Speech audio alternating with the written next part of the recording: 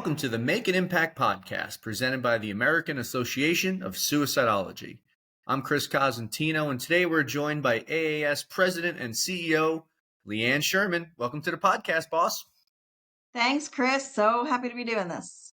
So this is going to be the first of quarterly interviews with you to provide AAS updates on what folks can look forward to, and it's really just to give that state of the association talk. And I think that kind of communication is important, for the community.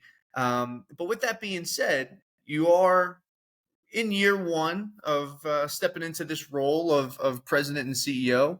How has your first year been? Well, it's been incredible for many, many reasons. And it's been challenging, to be honest with you. We've come from, some of the listeners may know, we've come from a long history of great work by many people. So many people you couldn't even, count them all. And names that go back 50 plus years as a 55-year-old organization. Recently, we've had some, trials and tribulations as an organization, the ebb and flows of, how things happen in the nonprofit world, leadership changes, focuses. And with those ebbs and flows, it's allowed this organization to take a little time, step back, and set the track moving forward to the future. And that's what we're doing now. And that's what I've been hopefully trying to accomplish for the last year, and bringing staff like yourself and other key people on board has been crucial to that strategic vision for the organization. Yeah, I mean, I don't think I've ever really said this to you before, but one of the real main things that drew me to this opportunity for me to come to AAS was you, in the sense that you were willing to accept a challenge. And I think that's a characteristic that I share as well. It's like, I don't want to go somewhere that is smooth sailing. I'm more attracted to the challenge and fixing things. So curious, for our listeners to know, what changes have been made to steer the ship in that right direction?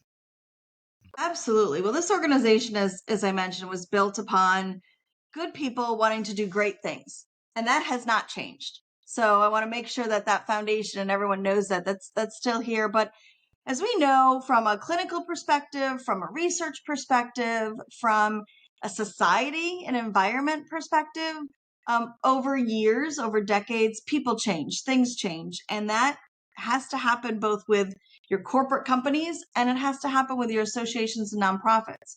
So one of the things that I did when I came in just about a year ago, as you mentioned, was really assess where we are relative to our mission and our vision, where we are relative to the things we should be focusing on, and those ancillary things that maybe aren't a focus, but we need to take into consideration. And then as well, looking at what are those things that AAS hasn't done, or to be honest with you, hasn't done very well, maybe in the more recent past or at all.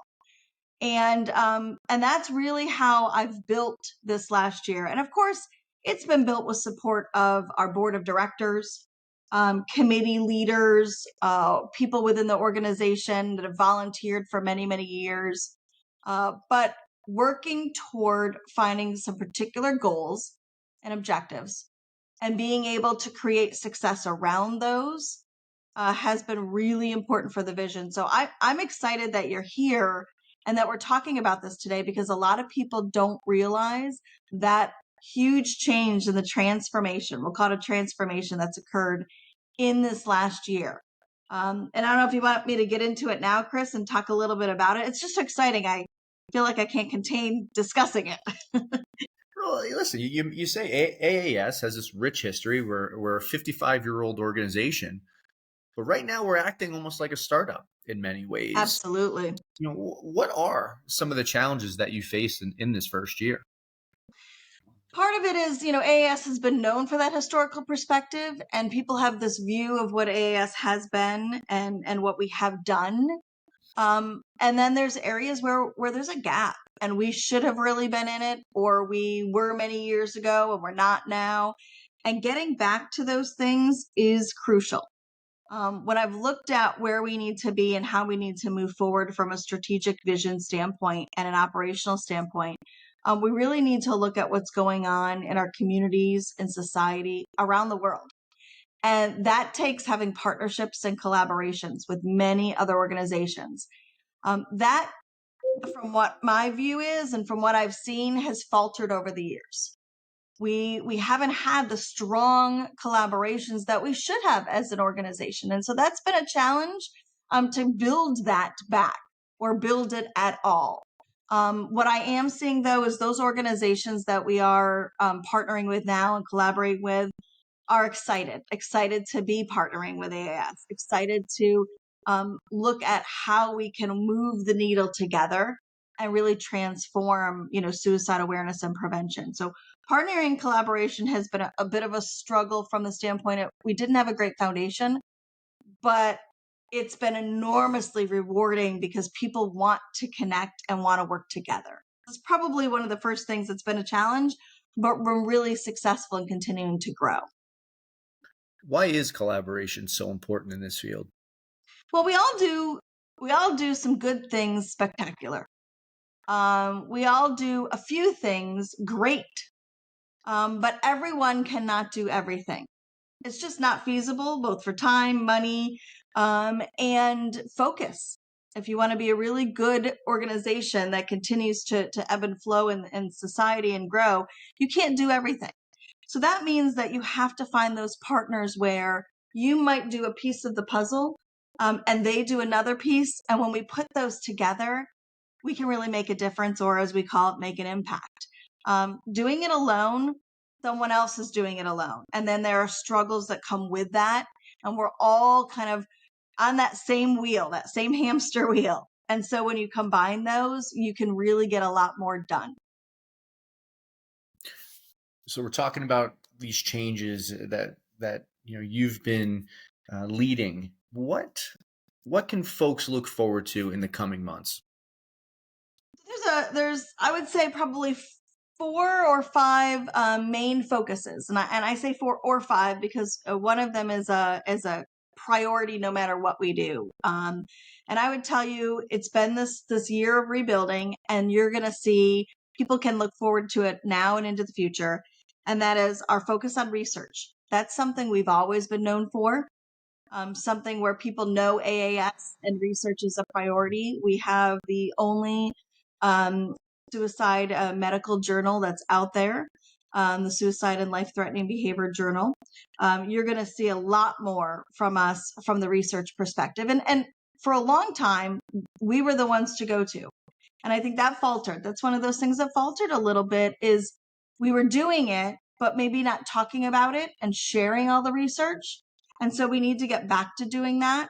We also need to ensure that we are continuing to make research a priority. So that is number one. Number 2 would be policy and advocacy. You're going to see a lot more of that as we move forward. AAS has been here and there in the policy advocacy space when we've been asked to be part of something, very passive, I would say. I know in the past years, some of our former leadership have worked with a few legislators on a few different priorities. But for me and for our board and our leadership, advocacy and policy work is crucial. We need to ensure that we are at the table, that we are helping to transform policy within the United States. And we're a leader in the world. Let's not forget that. We're not the only leader in the world, but when we get together from an international and a world perspective, the United States is looked at. What are we doing with our strategies? What are we doing with our policies, our regulations, our laws? So AAS needs to be at the table. And we are. You're going to see a lot more of that, the listeners. We've created some advisory councils within the legislature, some Congress men and women, senators, working with the administration, working with key secretaries in the Biden administration cabinet, and we'll continue to do that. The next election, this is not a partisan issue. This is a suicide awareness and prevention issue. So advocacy and policies are going to be extremely important, and we're going to be more seen and more heard in that realm. And Chris, just to follow up too, I think people have noticed for some trainings. We've had various trainings over the years, and they've all been good. Some, more prevalent than others. And that is one of the surprises I'm not sure that people realize is that when I came on board, we did a quick assessment and made a decision that all of our trainings need to be pulled down and either revised, updated, or they need to be retired. And that is because some of them were a little bit older. Some, to be honest with you, and I'll say this, were quite a bit older. And it was important for us to really focus on the most new, innovative information that we're educating people and training people with that research, education based, that we're really looking at the priorities of who, what, how, and why people need to have training and education and certifications. So we have a very robust program that the first few trainings have just dropped. We've got some new trainings coming out that people can register for. And in 2024, you will see a plethora of what I call the course catalog of training. And we're very, very excited about that. So one of the big things I know we're working on right now, and we're going to be rolling out more of the plans in the coming weeks. But what can folks get excited about in AAS 24 when we send the 57th annual conference to Las Vegas on May 5th to the 10th?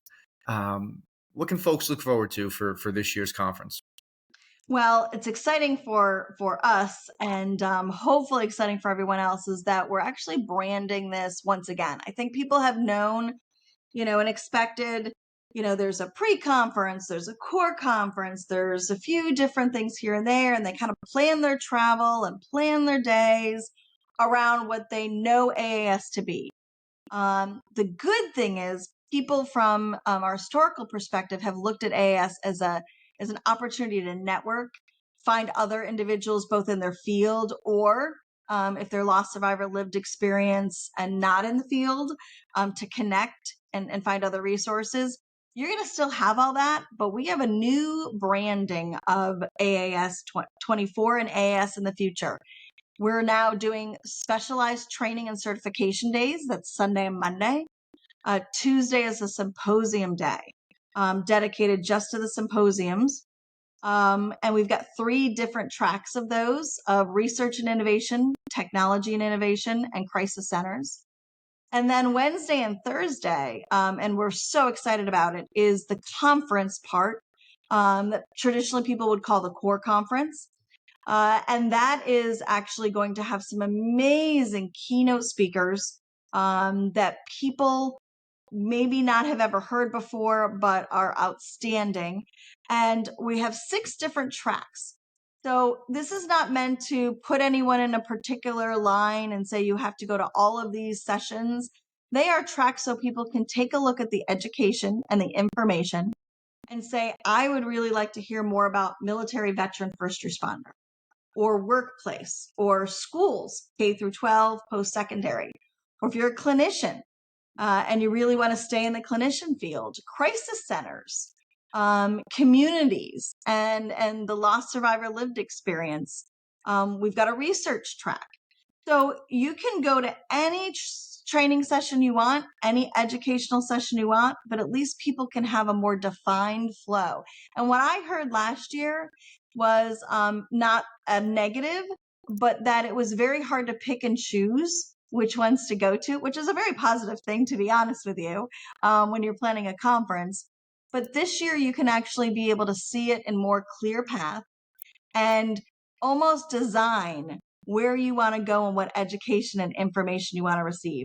And what's really exciting as part of this branding of this conference, we've got some great things.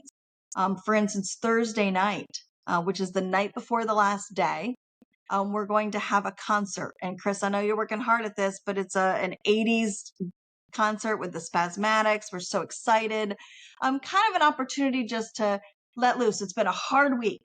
A lot of very heavy information and wonderful learning. And so Thursday night will be this incredible, incredible event.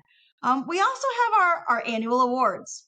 those industry awards for the industry leaders, celebrating those individuals. And there's no extra cost, to go to any of these things. And we ended on Friday with, we're going to start the morning with a walk. Whether it's considered a survivor walk, a remembrance walk, but really to all walk together in unison, for whatever the cause, the reason, the person. And we're going to do that on the Vegas Strip. Now, I caveat that with some of the listeners are probably saying, well, Formula One's out there and the Vegas Strip is torn up. And it is. But it will be good for us in May when we're there. And when we get back from the walk, we're going to have our traditional Healing After Suicide Loss Summit. And I urge everyone, that's included in the conference pricing. So it's very important for people to kind of take that step back now and say, what happens after the loss? What do we do now? Where do we go from here? And we want to make sure that we provide people that. And it's not just those who are bereaved parents, sisters, brothers, husbands, wives, children. It's people also in the field, people who have been clinicians, lost a patient, people who are lost survivors, lived experience themselves, but in the field. So there are jam-packed days from the 5th through the 10th, and we're so excited to roll this out and then to keep this branded format moving forward each and every year. Excellent. Hey, I'm obviously on the inside, in all these meetings and hearing about the conference, and I personally cannot wait to get out there. It is going to be a blast. It's going to be so educational, but like you said, there's going to be a lot of opportunities and activities that are going to be new this year, where folks can come together and have a little bit of fun as well. So, one of the areas that we've really been focusing on this year is the need for more funding to really help take AAS to that next level. When we reach out to folks, to ask them to donate, how will those funds be used? Absolutely, Chris, and thanks for bringing that up. AAS has traditionally been funded by maybe a grant here and there, depending on something going on, but really it's been based on what we do. And the funding sources really comes from our membership and comes from the trainings, certifications, workshops that we put on.